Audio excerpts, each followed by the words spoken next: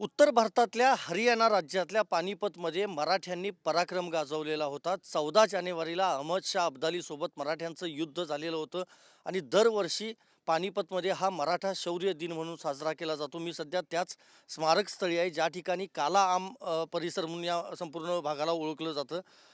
महाराष्ट्राचे मुख्यमंत्री देवेंद्र फडणवीस हे काही वेळात या ठिकाणी दाखल होणार आहेत. त्यांच्या उपस्थितीमध्ये पहिल्यांदाच हा पानिपतमध्ये कार्यक्रम होतोय. समोर आपण जो भगव्या रंगाचा मंडप पाहतोय, त्या ठिकाणी मुख्य कार्यक्रमाचं आयोजन करण्यात आलेलं आहे आणि हरियाणा सरकारकडून या ठिकाणी पर्यटन स्थळ म्हणून देखील या स्मारकाला खरं तर घोषित करण्यात आलेलं आहे. समोर आपण पाहतोय ही भव्य अशी कमान देखील या ठिकाणी उभी केलेली आहे आणि डाव्या बाजूला आपण जर पाहिलं तर हेच ते मुख्य स्मारक आहे. म्हणजे ज्यावेळेला हे युद्ध झालेलं होतं त्यावेळेला इथल्या आंब्याच्या झाडाची जी पानं आहेत ती देखील काळी पडलेली होती रक्तामुळं, असं खरं तर म्हटलं जातं आणि त्यामुळंच या संपूर्ण परिसराला काला आम म्हणून ओळखलं जातं. आपण पाहतो या मुख्य स्मारकाच्या ठिकाणी फुलांची सजावट जी आहे ती सध्या केली जाते.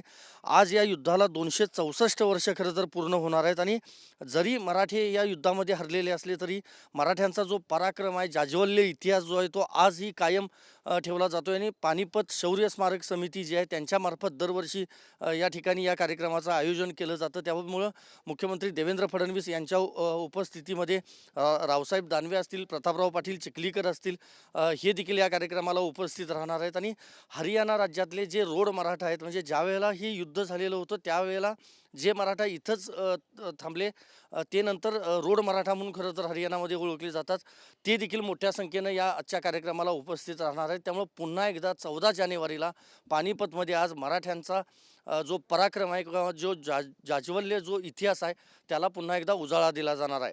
व्हिडिओ जर्नलिस्ट विनोद कुमारसह मी संदीप राजगोळकर, TV9 मराठी, पानिपत.